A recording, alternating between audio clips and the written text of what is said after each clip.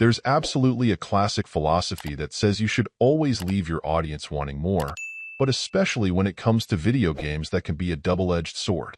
Sure, you don't want the experience to overstay its welcome and start to feel stale after peaking earlier on, but you can also leave people feeling like the fun stopped just as it was really hitting its stride.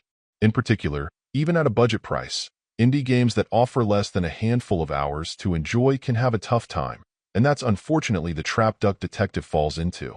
Absolutely constructed in the more classic LucasArts tradition, with a premise that is decidedly low stakes and quite silly, Duck Detective hits the ground pretty quickly running and establishes quite easily how its mechanics work.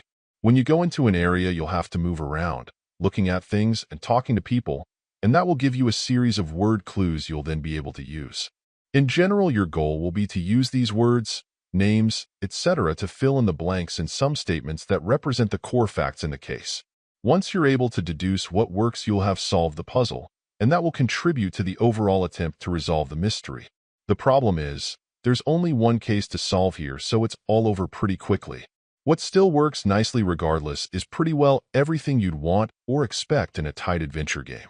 The dialogue and characters are generally clever and humorous. For the most part, the clues you'll discover aren't hard to find, and overall the solutions you'll work out to each aspect of the mystery are sensible. That's what makes it a shame that it is all over so quickly. By the time you really feel like you've got a sense of the rhythm of things and are ready to rock, it's pretty well time to close the door on the mystery, and that's all there is. If you don't mind your well-executed adventures more bite-sized, it's a joy, but if you're looking for something more than an appetizer, it won't be as good a fit. Overall, my final score for the game ended up being an 8. And if you're interested in picking it up, it's currently available on the Switch eShop for $9.99. Thank you for taking the time to listen to this review. And if you'd like more information or ideas of indie games worth checking out on Switch, be sure to click on the link provided in the description.